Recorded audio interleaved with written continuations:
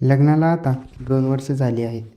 पण आजही जेव्हा मी मागे वळून पाहतो, तेव्हा 2 वर्षापूर्वीची ती रात्र एखाद्या स्वप्नवत अनुभवासारखी डोळ्यांसमोर उभी राहते. माझं वय तेव्हा साधारण 26-27 असेल. लग्नानंतरचं आयुष्य स्थिर स्थावर होत होतं. पण मनात कुठेतरी एक मनाची पोकळी होती, जी जुन्या आठवणींनी भरलेली होती. ही गोष्ट आहे माझ्या घराशेजारी राहणाऱ्या त्या काकूंची. दिसायला त्या इतक्या सौंदर्यवती आणि नजर केलं होतं की गल्लीतील कोणाचीही नजर त्यांच्यावर खिळून राहायची. त्यांचा तो खट्या स्वभाव आणि बोलण्याची लागवी मिठास कोणालाही मोहून टाकायची. मी 18-19 वर्षांचा असल्यापासूनच आमच्यात एक अबोल ओढ होती. त्यांच्या नजरेतील चमक मला बरंच काही सांगून जायची. पण तेव्हा मी लहान होतो आणि त्याही संसारात गुंतलेल्या होत्या. त्या दिवशी गल्लीतला आमचा मित्र राज याचं लग्न होतं. संपूर्ण गल्ली लग्नासाठी सज्ज झाली होती. मी माझा पांढरा शुभ्र नेहरू शर्ट घातला होता आणि आरशात स्वतःला निहाळत होतो. तितक्यात काकू आमच्या घरी आल्या. त्यांनी काळ्या रंगाची कोरीव जरतारी साडी नेसली होती. त्यांच्या केसात माळलेला गजऱ्याचा सुगंध संपूर्ण खोलीत दरवळत होता. त्यांना पाहताच माझ्या काळजाचा थरकाप उडाला. त्या माझ्याकडे बघून मंद हसल्या आणि म्हणाल्या, "गणेश, आज नेहरू शर्टात एकदम देखणा दिसतोय का?" त्यांच्या त्या मदाळ हसण्याने मनात अशी काही सनई वाजली की जुन्या साऱ्या जखमा भरून निघल्या होत्या. गाडीची सोय नसल्यामुळे त्या आमच्या गाडीतून लग्नाला निघाल्या. गाडीत मागे बसताना त्यांचा आणि माझा झालेला तो नजरेचा खेळ काळजाची ठोकेच वाढवणारा होता. आरशातून मी त्यांना सारखं निहाळत होतो. कधीतरी त्यांची ही नजर माझ्या नजरेला भिडायची आणि त्या लाजून नजर खाली झुकवायच्या. त्यांच्या त्या नजाकतीचा भाव पाहून मला राहवत नव्हतं. लग्नाच्या हॉलमध्ये पोहोचल्यावर सर्वत्र गडबड होती. पण माझं लक्ष फक्त त्यांच्याकडेच होतं. जेवताना मी मुद्दाम त्यांच्यासमोरच्या पंक्तीत बसलो. त्या त्यांच्या मैत्रिणीशी बोलण्यात दंग होत्या. पण अधूनमधून माझ्याकडे बघून त्यांचं ते अस्पष्ट हसू बरंच काही सांगून जात होतं.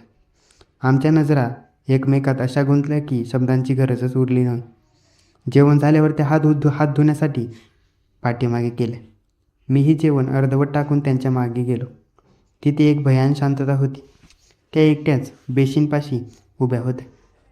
मी हळूच त्यांच्याजवळ गेलो. "काकू." मी हळूच साद घातली. त्यांनी मागे वळून पाहिलं.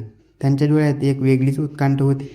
मी थोडा धाडस करून म्हणालो, "किती दिवस आपण फक्त असे लांबूनच बघणार आहोत? मला तुम्ही खूप आवडता आणि मला तुमच्यासोबत थोडा वेळ घालवायचा आहे." माझं हे बोलणं ऐकून त्यांच्या गालावर एक मखमली लाली पसरली. त्या म्हणाल्या, "गणेश, किती दिवसांपासून वाट बघायला लावलीस रे? तू छोटा होतास तेव्हापासून माझ्या मनातही हे होतं. पण आज तू खऱ्या अर्थाने मोठा झाला आहेस." त्यांच्या त्या संमतीच्या नजरेत माझ्या साऱ्या प्रश्नांची उत्तरं दडलेली होती. आम्ही ठरवलं की रात्री लग्नाहून परतल्यावर भेटायचं. योगायोगाने त्यांच्या घरी त्या दिवशी कोणीच नव्हतं.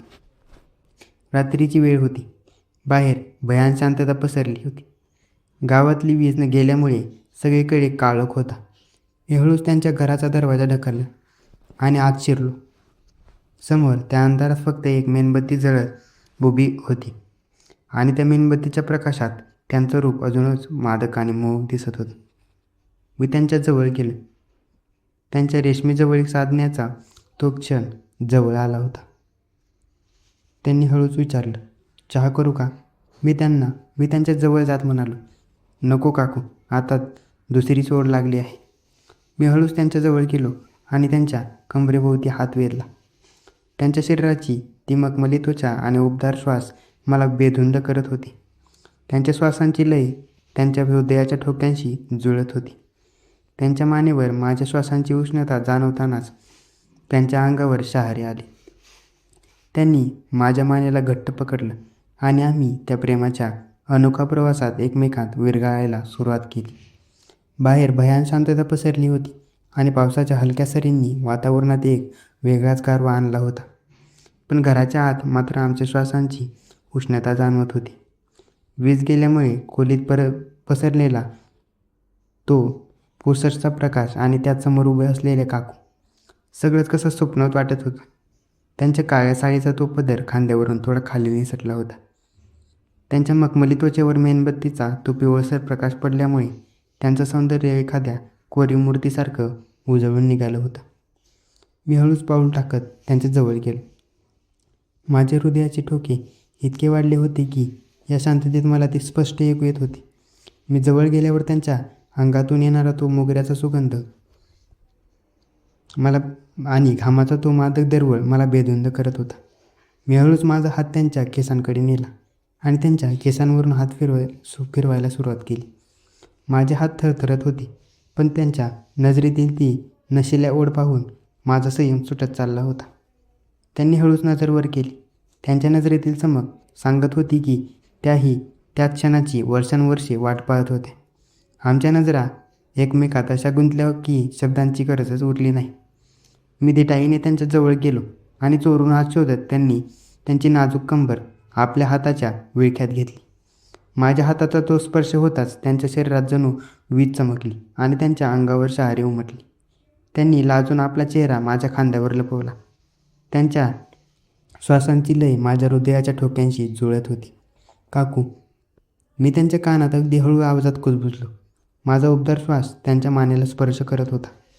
त्यांनी आपले डोळे मिटून घेतले आणि माझ्या मिठीत स्वतःला झोकून दिलं. त्यांची ती नखरेलता आणि लागवी मिठास मला पूर्णपणे आपल्या नियंत्रणात घेत होती. मी हळूच त्यांची हनुवटी पकडून त्यांचा चेहरा वर उचलला. त्यांच्या लाल ओठांवरचं ते हसू जणू ताज्या गुलाब पाकळ्यांवर पडलेलं दवबिंदूच. त्याच क्षणी मला कळून चुकलं की हा फक्त शारीरिक ओढ नव्हता, तर हा आमच्या भावनांचा संगम होता. त्यांच्या नशिल्या डोळ्यात पाहताना मी स्वतःला पूर्णपणे विसरून गेलो होतो. मी हळूच वाकून त्यांच्या मानेवर एक ओघवती पप्पी घेतली. त्यांच्या गळ्यातील ती मखमली त्वचा आणि तिथून येणारा तो सुगंध मला अधिकच बेभान करत होता. त्यांनी माझ्या मानेला घट्ट मिठी मारली. त्यांच्या स्पर्शात अशी ऊब होती की माझ्या आयुष्यातील हिवाळा क्षणात उन्हाळ्यात बदलला. मी त्यांना अजूनच घट्ट आपल्याजवळ ओढलं. ती माझ्या मिठीत विरघळत चालली होती, जणू मेणासारखीच. आणि मी तिला अधिकच घट्ट आपल्याजवळ ओढत होतो. खोलीतील तो अंधार, बाहेरचा तो पाऊस आणि आमच्यातील तो रेशीम जवळीक, सगळं काही एखाद्या अमर्याद सुखासारखं वाटत होतं. तिच्या स्पर्शाने शरीरातून एक अशी वीज चमकली की मला कळून चुकलं, हे तेच खरं प्रेम. आम्ही त्यात उत्कंठेला अशा शिखरावर होतो जिथून मागे फिरणं अशक्य होतं. त्यांच्या श्वासांचा वेग आता वाढला होता आणि माझ्या हाताची हालचाल आता अधिकच धुंद झाली होती. रात्रीचा तो प्रहर आता अधिकच गूढ आणि बेधुंद होत चालला होता. खोलीतल्या त्या अंधुक प्रकाशात काकूंचं ते नखरेल रूप एखाद्या नजरेच्या जाळ्यात मला पकडून ठेवत होतं. आमच्या दोघांमधील अंतर आता पूर्णपणे पुसले गेले होते. त्यांच्या अंगावरील साडीचा स्पर्श माझ्या हातांना एखाद्या मखमली स्वप्नासारखं वाटत होता. मी हळूच त्यांना आपल्या मिठीत घेतले. त्यांच्या अंगातून येणारा तो उबदारपणा आणि मोगऱ्याचा सुगंध माझ्या मनाला संयम पूर्णपणे संपवत होता. तिच्या हातांचा तो मऊ स्पर्श माझ्या अंगावर शहारे आणत होता. मी हळूच त्यांच्या पाठीवरून हात फिरवला, तेव्हा त्यांची ती मखमली त्वचा आणि पाठीवरची ती रेशीम ओढ मला अधिकच बेभान करत होती. काकूंनी हळूच आपली मान बाजूला केली आणि माझ्या डोळ्यात पाहिलं. त्यांच्या डोळ्यात एक प्रकारची नशिला गाठता होती. त्या हळूच कुजबुजल्या. गणेश, आजवर खूप प्रयत्न केला स्वतःला रोखण्याचा, पण तुझ्या या कातील नजरेसमोर मी हारले रे. त्यांच्या त्या मधाळ आवाजाने माझ्या काळजाचं स्पंदन अधिकच वेगवान झाली.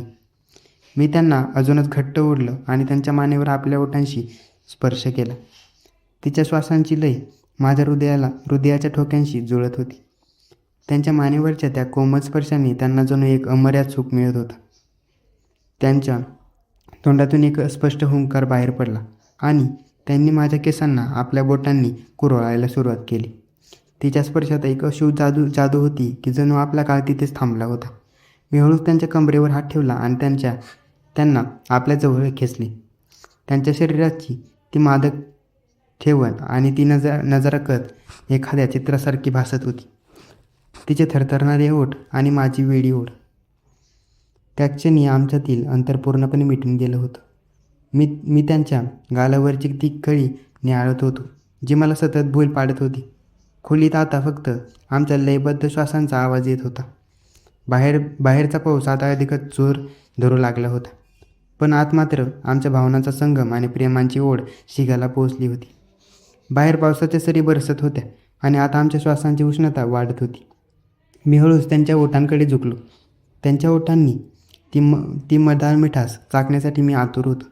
आमच्या ओठांचा तो पहिला स्पर्श एखाद्या विजेच्या धक्क्यासारखा होता. दोघांचे श्वास एकमेकांना स्पर्श करू लागले आणि पुढच्याच क्षणी आमचे ओठ एकमेकात विलीन झाले. त्यांच्या शरीराची ती कोरी ठेवण माझ्या हातांना एक वेगळाच स्पर्शवेडी अनुभव देत होती. आम्ही दोघेही जगाचा विसरून एकमेकांच्या विळख्यात हरवून गेलो होतो. तिची ती मादक फिगर आणि नजर जणू एखाद्या मॉडेलसारखीही लाजवेल अशी होती. त्या रेशमी जवळीकीत आम्ही इतके गुंतलो होतो की आता फक्त मी आणि त्या, दुसरं कोणीच नव्हतं. त्यांच्या श्वासांचा वेग आता इतका वाढला होता की मला माझ्या छातीवर त्यांच्या हृदयाचे ठोके जाणवत होते. हा अनुभव खरोखरच स्वप्नवत होता.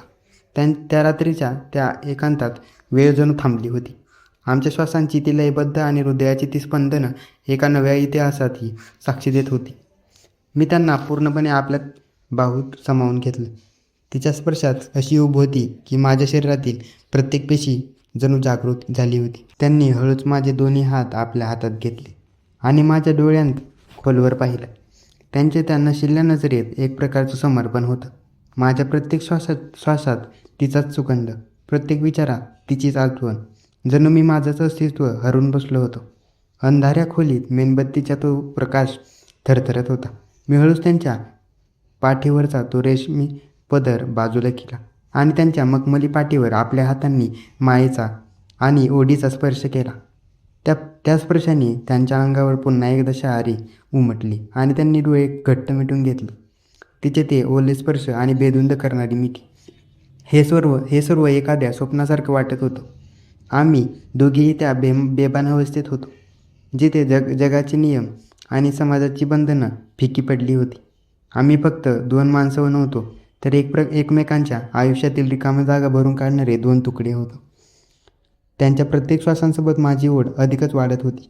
मी त्यांच्या गळ्यावर आणि खांद्यावर आपल्या ओठांनी एक अमर्याद प्रेमाची मोहर उमटली. तिच्या ओठांची ती हलकी कुजबूज माझ्या कानात एखाद्या संगीतासारखी घुमत होती. त्या हळूच म्हणाल्या, गणेश, आज ही रात्र फक्त आपली आहे. हे क्षण पुन्हा येतील की नाही माहीत नाही, पण आज मला तुझ्यात पूर्णपणे विरघळून जायचं आहे. आणि त्यांच्या या बोलण्याने माझ्या मनातला उरला सुरवा संयमही सुटला. मी त्यांना अलगद उचललं आणि मखमली अंथरुणावर ठेवलं. बाहेरच्या पावसाचा आवाज आता एका संगीतासारखा वाटत होता. अंधाऱ्या खोलीत फक्त आमच्या हृदयांचे ठोके ऐकू येत होते. आम्ही एकमेकांच्या जवळ इतके जवळ होतो की दोन आत्मे एक झाल्याचा भास होत होता. आम्ही दोघं एकमेकांत विलीन झालो की दोन आत्मे एक झाले. ती रात्र कशी सरली आणि कधी पहाट झाली हे आम्हाला समजलंच नाही. पहाटेच्या त्या धुसर प्रकाशात जेव्हा मी त्यांच्याकडे पाहिलं तेव्हा त्यांच्या चेहऱ्यावर एक वेगळं समाधान होतं. त्यांच्या कपाळावरची ती विस्कटलेली बट मी हळूच बाजूला केली. तिच्या केसांची बट जेव्हा तिच्या चेहऱ्यावर यायची तेव्हा मला वाटायचं की काळ इथेच थांबवावा. जाताना त्यांनी माझ्याकडे पाहून एक मधाळ हास्य केलं. ते हास्य माझ्यासाठी जगातील सर्वात मोठी दौलत होती. काही नाती गणिताच्या सूत्रांसारखी नसतात, ती फक्त अनुभवायची असतात. मी तिथून बाहेर पडलो तेव्हा मनाच्या कोपऱ्यातील आठवण कायमची कोरली गेली होती. तो प्रेमाचा अनोखा प्रवास आजही माझ्या मनात तितकाच ताजा आहे. ती रात्र, तो पाऊस आणि काकूंची ती रेशमी जवळी, हे सर्व माझ्या आयुष्यातील सर्वात सुंदर गुपित बनून राहिलं होतं.